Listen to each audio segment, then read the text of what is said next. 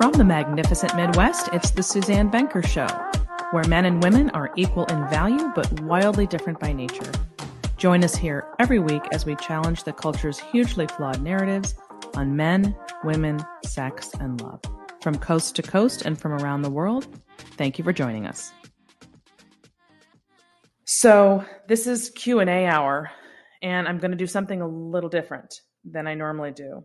I'm going to only read two questions, two emails, because they're long and they're involved, and I want to address them, and I want to read them in full to you. And I thought it would be too much to try to do that with a bunch of other questions. So this particular episode is just going to cover two questions. One's from a man named Mark, and the other's from a woman who's asked to remain anonymous. So I'll get to hers in a moment. I'm going to start with Mark's. And he was responding to a post that I had done on Facebook. Hold on here. Let me find it. I didn't write a whole article on it. I posted this interview that the podcast is called The Roommates, and they interviewed Jordan Peterson, and the title of their video is Jordan Peterson Shares the Shocking Reason Why Men Today Are Single. And it's on YouTube, and you can listen to that, obviously, when this is over, if you like. And I wrote on Facebook that I am a big JP fan, no doubt, but that I wasn't confident he understands the scope of what's happening with the modern dating market today. And although I agree wholeheartedly that single men, which was his point, hating on women as a group is just a huge waste of time, and their energy should be spent becoming the best version of a man they can be rather than just complaining. I completely agree on that, of course. So essentially, the answer to the question on Jordan Peterson's part was, look, you can look at this individually or you can look at this collectively. And he chose to look at it individually and take each person as a separate case, again, which is great. I like to do the same thing. However, there's no question that there needs to be an acknowledgement of what has happened in a more generalized sense. So that was my point of my post. And this gentleman, Mark, was responding to that and had what I thought was a really important observation. So I'm going to read it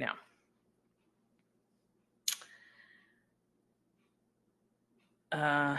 He opens, well, women have a very incomplete understanding of men, and the converse is also true. That is unavoidable. But, and then he explains kind of what happened in the last 40 years. Feminists launched on a campaign to transform women.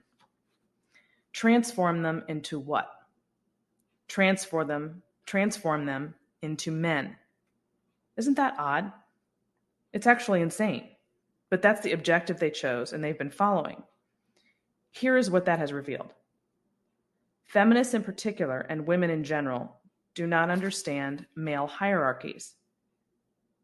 So what they've done is take a few easily recognizable pieces from that picture and claim that they know everything about men and they're going to adopt it as their own. Unfortunately, they have no idea that what they're seeing and what they don't know is how the system operates. Hence the ingrained motivation for women to, quote, choose a man at or above her status, that's hypergamy, has been destroyed because women don't understand male status. They only see the trappings of status. Let me explain. When a man earns his diploma, whether that's a college degree or a vocational certificate, that does not confer status on him. That is simply a starting point. The man has applied himself and learned something that might be useful. He has not, however, gained any status. Women have interpreted a nearly meaningless piece of paper as being a profound indicator of status. It is not. Every man knows that. Every man chuckles when a woman shoves her diploma in his face and proclaims that she now has status. Sorry, ladies, you don't. The female hierarchy is very different from the male hierarchy. You can't just leap from one hierarchy to the other, especially by focusing on something that has absolutely no value to your customer. Men. Women demonstrate profoundly every day that they have no clue how the male hierarchy works, yet they pretend they are winning at the game. Society has encouraged them in this losing game. I have worked at small companies and large.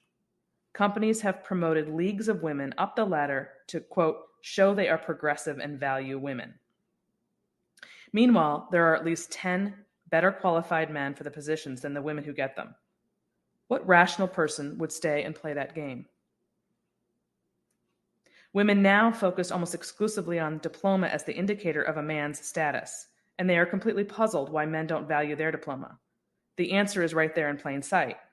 Diploma is not how you achieve status or value. Every man knows that. Competence and achievement are what produces status, not diploma. This is why women have so much trouble finding a, quote, suitable man, because they've lost their way entirely in using the male hierarchy to rank order men for their selection. This is a very recent development. There are a great many men who are at or near the top of a hierarchy who do not have a college or other degree or other diploma, because diploma isn't how male hierarchies work. However, because the diploma is missing, women rank such men as worthless. Women think diploma is the magic key. It isn't. He ends with, I applaud the work you do. Perhaps my brief discussion has provided you with an additional information regarding your concern about women not finding high enough status men. The road ahead is long and difficult. Okay, so because in that, if you watch that interview with Jordan Peterson where he's talking about the quote unquote shocking reason why men are today are single, he focuses again on the individual as opposed to that more generalized, backing up and saying, hey, what's happened over the past 30 or 40 years, which this gentleman, Mark, just did. And he's identifying what has happened with women's approach toward dating and their own quote unquote empowerment with respect to education, careers, thinking that that is somehow making them more attractive to a man, when in fact the reality is that hypergamy is still a very real thing. And this is where we're going to have a massive problem, and we do have it now, and it's just going to continue that way as long as women are the ones out earning men and are on college campuses at a much higher rate than men are, which is already happening. So that new reality is still going to bump up against male and female nature, which does not change, and it will never change. And so I thought his analysis was particularly astute because he's pointing out that women are sort of playing a game that they're not understanding.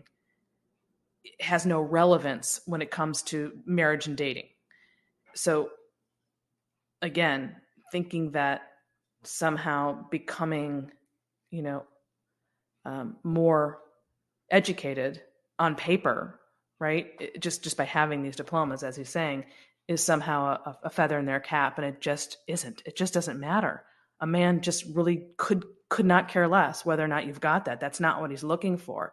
It's certainly helpful to have somebody who's smart and engaged and a great thinker and a great communicator. Absolutely. But you don't need a degree for that. And a man isn't going out looking for that. I mean, looking for your degree or your job title as evidence of that. So that's a disconnect between men and women that I thought it was very wise of Mark to acknowledge, especially the way he did. So that's why I wanted to read that one. Okay, and like I said, this other one is from, I can't say her name, but it's a woman. And I want to read pretty much the whole thing to you. There's a lot in here. My name is, scratch that. Hi, Suzanne. My name is blank, and I am 23 years old. I have a few questions I would appreciate your input on. I have been in a committed relationship with my boyfriend for almost a year, and we are now looking for an apartment to move into together. We have both dated others before, but this is the first serious relationship for both him and me. My boyfriend possesses just about all the qualities I want in a future husband and the father of my children. He takes the lead in the relationship. He has started off a great career and is a very hard worker. He's mindful of money. He's physically healthy. He has close male friendships and a great relationship with his mother and family. We have a traditional dynamic in our relationship, which I love, and it feels natural to me to be myself and in my feminine energy around him. to receive his love and to care and to let him lead. My first concern is about marriage and its importance. We both come from broken homes. I want to do everything in my power to make sure this doesn't happen to us/me. My parents divorced after being married for 20 years, which I now am certain was mainly due to my mother's working full-time while having 3 children, even though my father was a CEO. Her working bewildered me greatly since there was really no financial need. My parents are on good terms, but the ill-functioning second half of their marriage and the divorce has definitely scarred me and my brothers. My boyfriend's parents are separated, and in my boyfriend's family, no one has gotten married prior to having children, usually waiting until their late 30s or 40s before even getting engaged. Early on, I let my boyfriend know that I wanted to be married and have children, in that order specifically, before the age of 30. Initially, he was a bit shocked. He had planned on, or more so had a general idea of, having children around age 35, which would be very problematic since we're the same age, and to maybe get married after having children, like they have in his family. When discussing it, his view was that being married prior to having children shouldn't be required and that having children out of wedlock isn't a big deal. I understand why he would think that way since that's what he's grown up with, but I made it clear to him that having children before being married would make me feel unloved, used, and disrespected. I frequently see people on social media being proposed to after becoming pregnant or after having their first child, and I cannot help but feel sad and slightly embarrassed for them. I do not want that. My boyfriend has agreed to our getting married early on, before turning 28. We both agree that the man is the one who proposes, no discussion needed there. He has made it clear to me that he wants to spend his life with me and that if being married young is what it takes, that's no problem for him. I do feel like we agree now, but it's scary to imagine being 29 or even 30 and not being married yet. I have promised myself not to ever nag him about it and only to bring it up in a way that is loving and understanding, since I want him to propose on his own and not because I'm forcing him. So my first question is, can I really trust that he will keep his promise about proposing, and how will I know that he won't change his mind? Also, how do I handle the situation if we reach that age and he hasn't proposed? If I remind him by then, it will feel like it's my decision and I want it to come from him. Ideally, I would like to not bring it up further and let him make the decision of when exactly himself. Secondly, my boyfriend's father was an alcoholic and physically abusive. His parents separated. They weren't married when he and his sister were 3 and 4 years old. He has not been in contact with his father since age 12. His mother is remarried, and his stepfather has been his father figure since my boyfriend met him at age 8 or 9. My boyfriend is currently in therapy to deal with the depression he has had in his teens, as well as the OCD he's dealing with today. A part of me worries that his father's abuse has subconsciously scared him out of having children or will impede his fatherly abilities, or even worse, that he somehow has inherited his father's ways. My boyfriend is a wonderful person with no signs of addiction or abuse, but I have heard of people changing completely when they get married. Question 2 is, do you think worrying is completely unnecessary? I felt a need for someone to clear him and ensure that he will stay the loving and caring person he is before we have children. I feel unsure to talk with him about it because I don't want him to feel like I'm attacking or blaming him for something that was not his fault. Finally, my boyfriend supports the fact that I am not career-focused, which is crucial to me. I've brought up my concern about becoming drained, depressed, and resentful by focusing on my career like my mother was, and that I plan to have a job but not a career. Question 3, how do I bring up the fact that I want to be a stay-at-home mom for a period of time in the best way possible? It feels quite far ahead since I want to wait a few years before having kids, but I also feel like it's important to start planning and saving up for it early on. Okay, then she summarizes her questions in the end. Okay.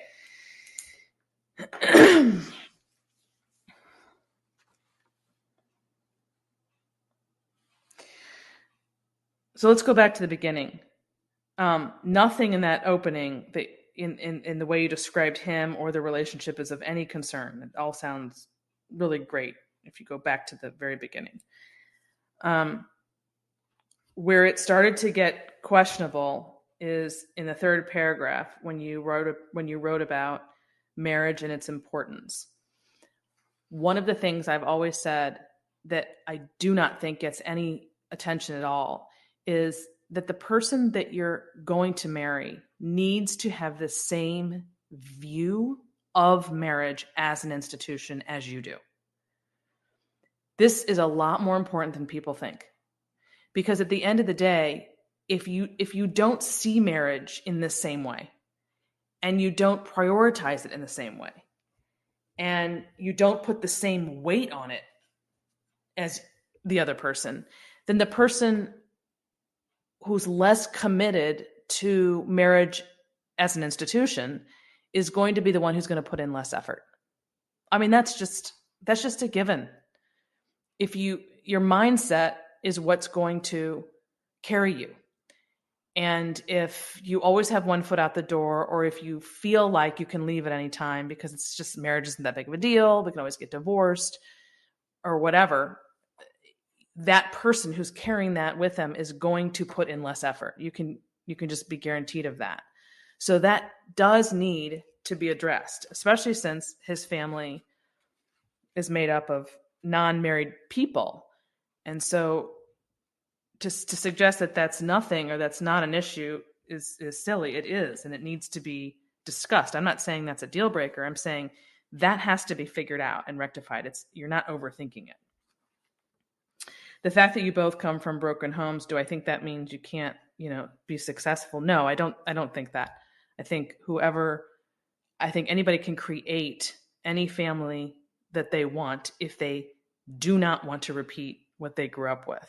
And if that's certainly the case for my husband and me. We that's probably what carries us the most at the end of the day, is the takeaway that we each had from our upbringings and wanting so desperately to do it differently. And I think we succeeded in that, not because we're great or special or it was easy for us, but because that was always at the forefront of our mind. So it matters. Okay, so then the second part of your question, where you asked about, can I really trust that he will keep this promise about proposing down the line? I'm really nervous, and I don't feel certain that if I wait 5 years from now, he's going, wait, not 5. How old are you? 23. That 5 years from now, it's going to all work out the way you've planned. There is one huge impediment to that. Let's see. Let me say that differently. There's one reason why you're so unclear on that. One reason. And that's because you're living with him. You're already living with him. Two of the things that I work on with people who reach out for relationship coaching for me, who are in the dating stage, they're shocked because the two things I tell them are something that no one's going to tell them. Stop having sex so quickly, or basically just stop having sex at the beginning of a relationship, because that's what I end up having to tell people when they've just met someone and they want to make sure it's going to work out. That's rule number one, is stop sleeping with them, or don't sleep with them if you haven't yet at the very beginning. And number two, don't ever, ever, ever, ever live with him. These are two very non-culturally, two very big, large countercultural pieces of advice, for lack of a better word. And people are shocked when they first hear it. They don't realize that they're undermining their own efforts of getting what they want by their own actions. And they don't realize that their actions are undermining it because no one ever told them that. So they're first kind of shocked when they hear it. And they're like, what? And I'm hard and fast about that, because that's what's going to tell you at the end of the day whether or not this is going to work out, because your insecurity about that is because you're already playing wife. You're already basically married. So unless you're living in separate places and he has to decide on his own whether or not you're the person for him, and he has to sort of come and get you, if you will, he has to ask you to marry him and then he can live with you, that's going to make the whole process go very quickly, and he's going to have to decide. And if he doesn't want it, then great, then you're not wasting time. You move on to the next one. But as long as you're living with him, I cannot make you feel secure at all. There is no answer to feeling secure. I mean, you basically said, how can I trust that he will keep this promise? You can't. You absolutely cannot. And so the only way you can figure that out is to move out and move on. And if he wants you, he can come and get you. I mean, that's how it works. And I don't know. It's just really frustrating because it's so crystal clear when you come from a different place where people didn't do this in the past. And we didn't have these problems that modern couples are having. And every single time I have somebody do it, it works out in their favor. It doesn't mean it works out in that they end up with that person necessarily, but they determine very quickly whether or not that person is all in or not. And you don't have time to waste. I don't want you to waste 5 years living with him only to find out that he's not going to marry you. The only way to stop that is to move the hell out. Okay, and then your bigger. Well, you had two more things. This next one is you were talking about your boyfriend's father being an alcoholic and was abusive. Yeah, that's a big deal. That is absolutely a big deal, and it's not something to dismiss, and it's not a reason not to marry him. It's neither one. It means he needs to be addressing that, which sounds like he is. And I would never want you to discount somebody because of their background. That doesn't make sense. The question is, where are you going? Where is he going? And what is he doing about it? And then assessing his character for a period of time, and listening to him when it comes to that issue. There's no way to know in advance what kind of father or mother anybody's going to be. So I can't give you any guarantee of what he's going to be like as a father. You don't know. He doesn't even know. And certainly I don't know. All you can do is do the best you can beforehand in determining where he is with it. Is he well? Is he mentally well or not? And if he's still grappling with a lot of stuff, I don't know. I don't have a hard and fast answer for that, because I don't want to say, you shouldn't marry him, because I would never say that. I would never say that. Most people are bringing something to the table of that nature, but you definitely want to address it beforehand and come to some sort of assessment of what's happening before you do marry him, if you do. And then your last one was, how do I bring up that you want to be a stay-at-home mom when your children are young and that you want to work part-time after the children are ready to go to school? That's an easy one. You just tell them. You just tell him flat out. And he either agrees and likes that idea or he doesn't. And if he doesn't, that is a problem. That's a giant red flag. So many people are not having the conversation about what they're going to do with the work and family dilemma once kids come along prior to getting married. And that is the time to discuss it and get it on the table right away. What do you foresee for your future family and work? How is that going to go down?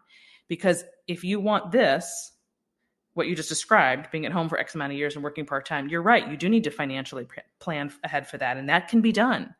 And that's why so many people get stuck down the road, because they're not planning in advance. And then they really do need the two incomes because they've made decisions that demand it. And then it's much, much harder to extricate themselves from that. So that last question you asked is just very easy. And it shouldn't be something that you're nervous about asking. If you're nervous about asking that, then that should say something about the relationship. It's very unsteady, and you're not feeling secure. And I would say that again goes back to the fact that you're living with him.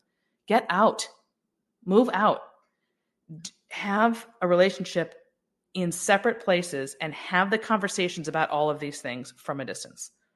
And if you don't get the answer that you want, then that tells you all you need to know. Because that is not a fixable situation. If his values are, oh yeah, we're going to have dual careers, put our kids in daycare and make all the money in the world that we can, that's one value system. And it does not match what you have written here that you want. So I think that's all three. I think I got all three of those. Yeah, some of those questions were easier than others, but I wanted to read it. I wanted to read all of that because that was so detailed and helpful. And I know there's a lot of other people who are in that boat or in a similar boat, maybe one thing, but not all three things. And so I wanted to answer it in a much more public way so that more people than just you, I'm not going to say your name, heard the answer. So hope that helps everybody.